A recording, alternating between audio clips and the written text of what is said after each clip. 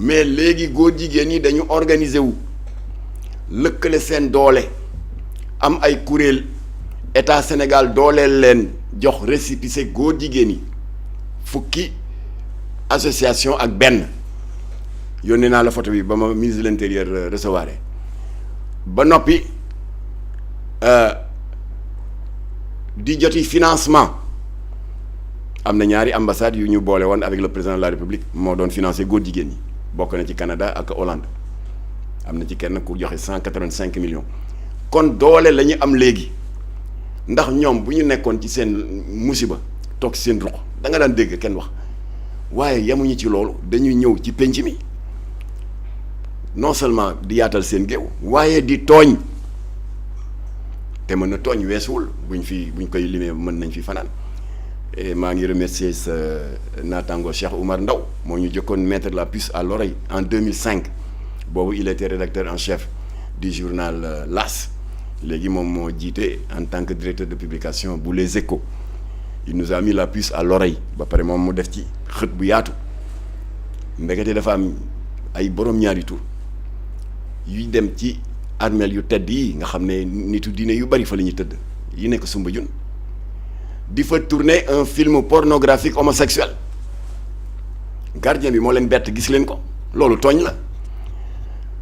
dafa génn sax di yuuxu parce que il n'en revenait pas nit ñi naan ko lan la mënul sax wax il était presque dafa doon suffoqué di joxañ rek dem leen xool xale yi def ndiiraan ñëw fekk ñaari borom ñaari tu yu doon përëx di takkaat seen tubéy parce que dañu tëddoon ci benn armeelu kilifa par pudeur bugguma tudda turam mu am beneen troisième larron yore caméra haute définition di filmer keroog bu du woon gaawaayu commissaire bu 4e arrondissement bu Médina morceau yàpp yu sew lañ leen naroon def parce que mool yi nekk Soumbédioune comme que c'est à 50 mètres 100 mètres dañu bàbbeeku woon ñëw indi seen i joow Baye Fall yi nekk Médina ak Gueule Tapée ñëw tamit ak seen i kuuru Baye Fall ak barre de fer waaye commissaire yi moom moo gaaw rawale leen mais le lendemain mais tout le monde a été surpris bi Cheikh Oumar Ndaw bu L'As génnee des extraits du rapport d'audition commissaire bi daal di ne kenn ci góor jigéen ñi waaye li ngeen def nag mu ne non dañ doon tourner benn film pornographique mu ne gis naa ko parce que nangu nañ vidéo mais pourquoi dans ce lieu là ak ni àll bi yaatoo ana booru géej ana hôtel ana nangam mu ne comme que film pornographique homosexuel yi dañ koy jaay à des sites pornographiques homosexuels à des barèmes différents bu dee da nga ko tourner dans un lieu insolite mu ne ko luy lieu insolite mu ne ko waaw cimetière abandonné mosquée abandonnée église abandonnée plus-value la boo ci waroon am 5 millions dafay passer du simple au double court métrage bu gàtt rek 10 minutes nga am ci 10 millions loolu tooñ la nga dawati ba 2014 damay citer ni au hasard mais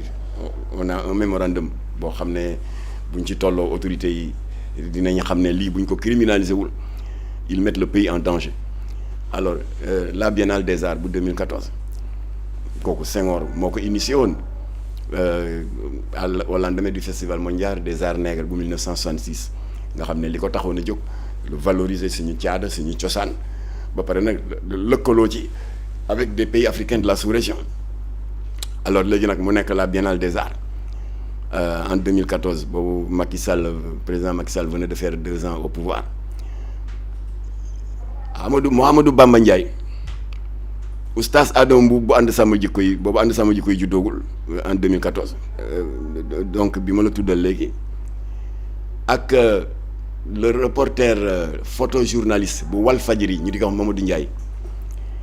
ñu invité ñu benn plateau télé bu sa naataango Aminata Mbaye bu Lamp Fall TV avant jour bi di jot scandale dégg nga Biennale des Arts 2014 éclaté mu di lan ñu si wax ñu ne parce que y a au moins une 40aine de sites d'exposition sur l'étendue du territoire national ndeke am na ñaar qui ont fait l'objet de détournement d'objectifs de la part de lobby LGBT avec la complicité d'associations góor jigéen yu Sénégal ak yu sous-région bi ñaari sites yi ban la ñu ne ñu benn baa nga route de Rufisque ñu daal di taal suñuy oto daw seeti dès l'entrée nëbbatuwuñu de ngan di banderole wane ay jigéen dans des positions yoo xam ne teggin mayul ñu di ko répéter avec comme titre ma première expérience en tant que lesbienne boo duggee ci hall d'exposition bi moom maari day taali te li gën a metti l'entrée était gratuite ay xale yu am 9 ans 10 ans da di ree xoolal ku jigéen ki mu ngi foon ku jigéen ki ñu jóge fa dem ci beneen jël nañ ay photo yu bari ak ay vidéo jóge fa dem ca site d'exposition beneen bi mu ngi Sicap Rue 10 derrière le poste de santé Gaspard Camara foofu tamit ngan di banderole lan lañ ci bind pour une meilleure visibilité gay au Sénégal maanaam liñ ci jublu mooy gën a fësal ngóor jigéen Sénégal ñu dugg ci biir dégg nga posters yi maari day taali ci la ñu jógee nag doog a dem Lamp Fall TV def benn direct waaye ndaw si comme que professionnel la comme yow Aminata Mbaye pour équilibrer mu daal di wax ministère de comment dirais-je de la culture comme que ñooy autorité de tutelle de la Biennale des Arts ne leen foog ngeen ñëw parce que am na ay tuuma yu tegu seen kaw y a 2 sites d'exposition ay góor jigéen ñoo ko fi tijji ngeen autorisé leen ko ils ont envoyé le directeur de l'exposition débat bi tàng jër ma ne ko daal sëñ bi ñun dañ lay poser question bu simple rek lan moo tax yéen ministère de la culture nekk autorité de tutelle ci lépp lu aju ci wàllu exposition culturelle ngeen seetaan lii ba muy am fii ba ñu ngi ci sixième jour d'exposition pour biennale qui doit durer presque 1 mois waaye xam nga lu mu tontu waaw xam nga biennale bi exposition bi 2 volets la dafa am le volet in n'est-ce pas mooy ñi nga xam ne dañu dëkk fii ci dëkk bi di war a exposer alors ñun xam nañu li ñuy exposer lan la ñu agréé ko ñu dem exposer waaye dafa am beneen volet fàtte naa naka la ko tuddee di sax volet in ak xaw ma lan boobu dama ko fàtte alors nee na volet boobu exposants étrangers yi bu ñu indee yi ñu war a exposer daanaka dañu bëgg jox ko un cachet de surprise boo xam ne daal il met tout le monde devant le fait accompli mu ne kon nag ñooñu xam naa ci créneau boobu la ñu jaar daal di indi lii ñuy exposé ba mu jur scandale bi tey ma ne ko nga baal ma mais lii c'est irresponsable ndeke yéen xoolu leen sax exposants étrangers yi bagages yi ñu indi ak la ñu nar a exposé lan la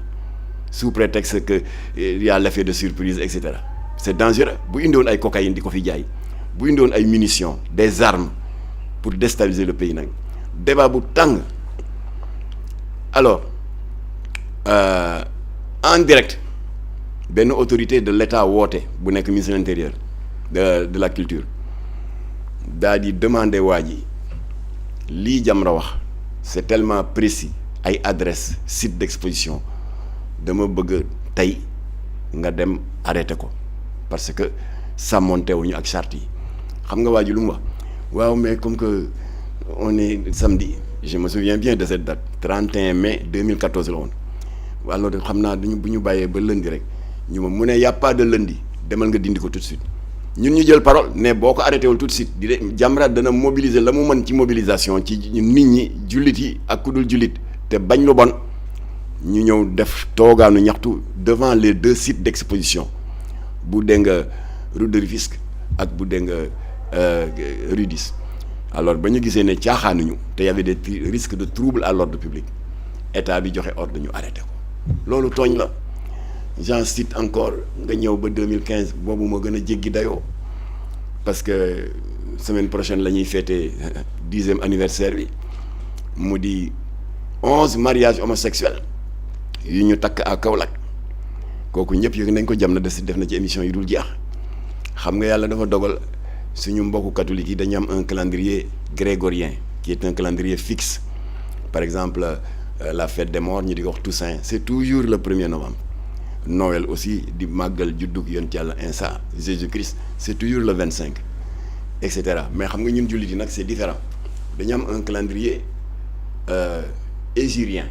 c'est un calendrier lunaire qui tourne moo tax tabaski daaw du bokk date ak tabaski ren tam xaritu daaw naka noonu alors calendrier bi di tourner nag ci atum 2015 bi dem net ba le 25 décembre 2015 mu tombé net guddig Mawludul Nabi gàmmu mu nekk heureuse coïncidence suñu mbokk catholique itam nga xam ne traditionnellement depuis la nuit des temps ci la ñuy màggal juddug yonent Yàlla Iisaa di Noël ñu bari def communiqué daal ne lii day Jamra tam def communiqué daal ne lii day mësul am Sénégal nos deux communautés ku ci nekk ka ngay màggal alors bokk bés ak beneen communauté bi ka muy màggal kon nag lii bokk na ci lii gën a dëgëral n'est-ce pas la bonne convivialité religieuse et cetera ñëpp di ko rafetlu mais les lobbies LGBT qui ne font rien par hasard daal di tànn exprès cette nuit doublement symbolique du 25 décembre 2015 dem takk fukki sëy ak benn dans le prestigieux établissement scolaire di école Ibrahima Diouf bu Kaolack nga xam ne cadre yu bari jaar nañ fa wala ñu jàngale fa ku ci mel ni professeur Iba Der Thiam ak yeneen cadre du Saloum waaye yàlla dafa dogal ni Jamra amee woon information bi ne lobby yi am na lu ñuy waaj le commissaire Bokar Li Ñang bu Kaolack noonu la amee woon information bi waaye au lieu mu nekk fi di jaay koboy ay commissaire Rambo dafa am information bi ne tekk parce que code pénal dafa ne balaa nga leen di jàpp pour mu am arrestation bi am une valeur juridique il faut que mu nekk flagrant délit moo tax mu garder sang-froid am di xaar bu bés ba jot ñaareel ba ñu ne il faut que nga am loolu ustaas yi di wax dalil c'est-à-dire des preuves matérielles loolu tax commissaire bi précipité wul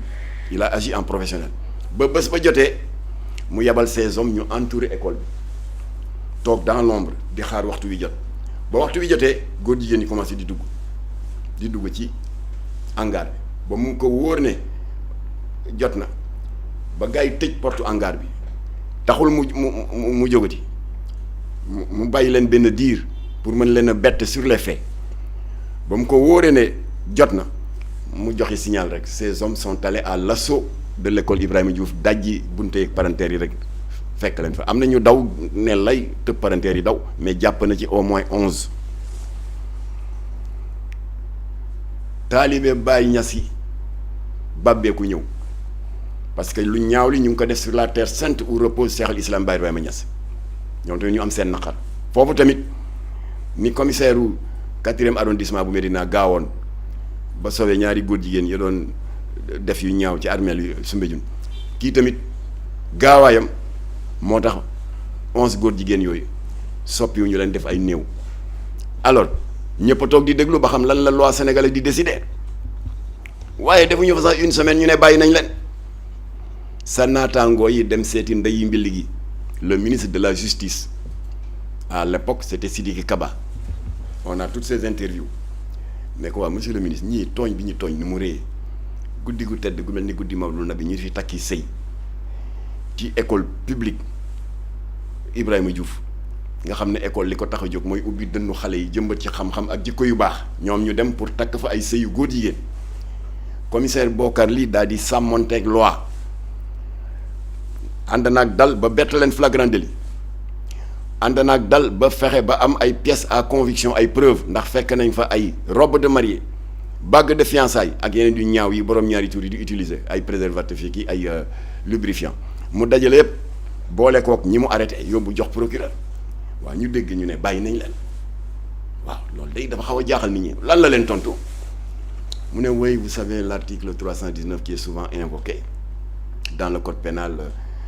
pour des cas comme ça ne mentionne nulle part le mot homosexuel ou le terme homosexualité. Cet article parle plutôt que cet article condamne les actes contre nature. porox ndoll boobu moo tax góor jigéen yi rëcc et ça a créé un précédent dangereux parce que góor jigéen yi def seen njombe ba pare dara fekku leen ci ñoom ñëpp foofu la ñu jaar kon loolu moo nekk la genèse de l'idée de la nécessité de criminaliser, c'est-à-dire d'augmenter les sanctions pénales.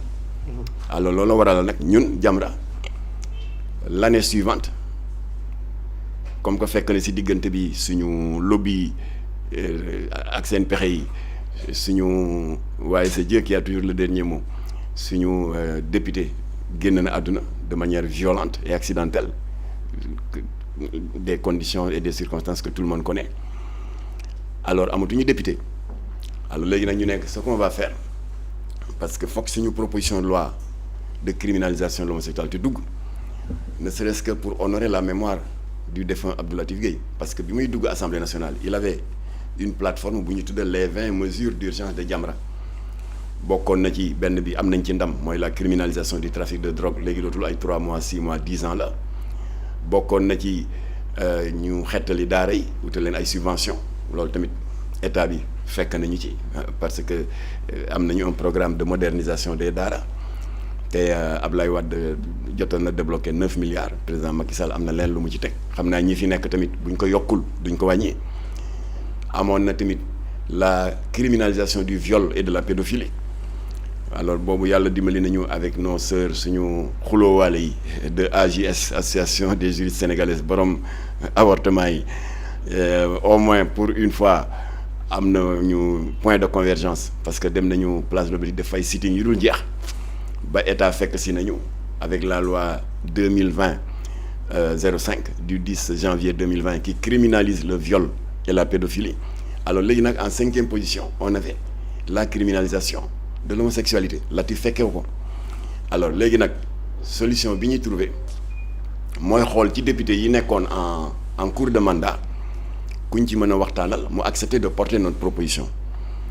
alors imam Massamba Diop kilifa Jamra parce que ñu bari dañ def ne maa jiite Jamra man jiitewuma ko vice-président dong la imam Massamba Diop mooy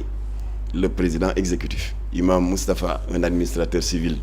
à la retraite nekk un conseiller pédagogique mooy le vice-président chargé de l'éducation et des relations avec les institutions religieuses imam Adama Niang c'est le vice-président chargé des affaires culturelles etc. Il y a au moins une dizaine de vice-présidents man nag maay vice-président chargé de la communication alors imam Massamba Diop nag comme que dafa am gàmmu annuel bu muy faral di dem foofu ca Louga boo xam ne jëmm ju tedd ji Serigne Dame Diop Mansour moo ko jiite am na ku mu fa daan dajal benn député te ñoom ñaar vraiment dañu déggoo comme bu roog soow ndax député boobu parti politique bi mu bokk ça ne nous intéresse pas mais comme que ci wàllu valeur on partage pas mal de choses mu di Amadou Mbéri Sylla président du conseil départemental bu Louga imam Massamba approché ko waaw ne ko daal proposition de loi ci criminalisation bi pare na Latif bàyyi na ko fi jotu ko woon a eggali waaye am nañu une équipe rédactionnelle en partenariat avec notre avocat maître Hassim Touré eggali nañ ko dañu bëggoon daal ku ñu ko porteel mu ne amul benn problème mu jox ñu rendez-vous assemblée nationale ñu dem fa une fois 2 fois 3 fois séance de travail ba finaliser texte de loi bi mais en nous inspirant tappale ya amoon le 25 décembre 2015 ba góor jigéen yi def seen njombe te dara fekku leen ci parce que ministre de la culture nee na acte contre nature la article wax alors en nous inspirant de ça ñu ne nañu li xale yi di wax nañu fatt fépp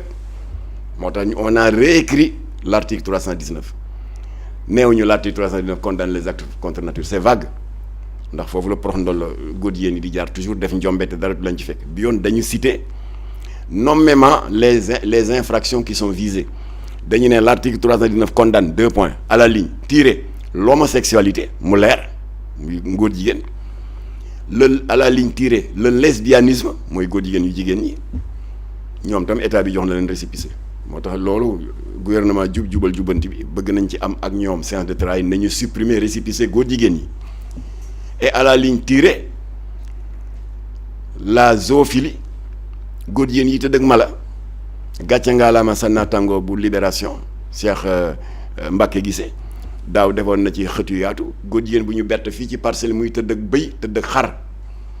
et à la ligne tirée la nécrophilie mooy góor jigéen psychopathe yi dem ca néew morgue ba corrompre gardien di tëdd ak néew et assimilé noonu lañ ko def mu leer nañ mu daal di pare ñu tàppe ko tiire ko def ci cachet Jamra et tout pour ñi may laaj ban date la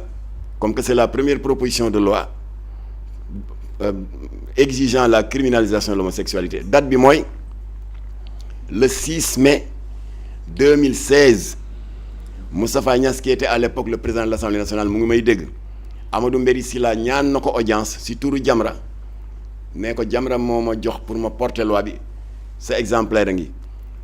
déposé nañu au niveau du courrier donc dans le circuit classique bi nga xam ne moo war a dem en examen au niveau du bureau balaa muy dem plénière yemul ca loola Amadou Mbéri Sylla ñaan na audience président Macky Sall la jox ko beneen exemplaire kon bu kenn wax ne jotuñu ko gisuñu ko c'était je le répète le 6 mai 2016 waaye léegi nag lan la gars yi def Amadou Mbéri Sylla ses camarades de parti APR Benno Bokk Yaakaar defe naa boo amee jot Ismaïla li wolof naan nettali ci lamiñu borom la daqe nga woo ko mu toog fii mu nettali la comment il a été insulté diabolisé menacé de mort par ses propres dans son propre camp ba mujj gi proposition Jamra bi ne mbëpp dal di nërmelu alors par la suite nag ànd sama ji koy juddu 2 ans plus tard en 2018 ñu dem ba décembre 2020 ñu daal di déposer benn lañ ñu def gis nga ko ñu toogati ba yàgg kii nu mu tuddati ànd sama ji koy déposer waat beneen dans le courant de l'année 2022 ou 2023 xam nga muy déjà ñetti proposition de loi Abdou Karim Gueye xurum xalaat déposé na te yow benn bi la rek l'honorable député Abdou Mbacké Bara Dolly déposé na proposition de loi portant criminalisation de l'homosexualité Ami Ndiaye ñibbi député déposé na du juróom benn waaw xanaa ñoom kenn du wax ne gisuñu ko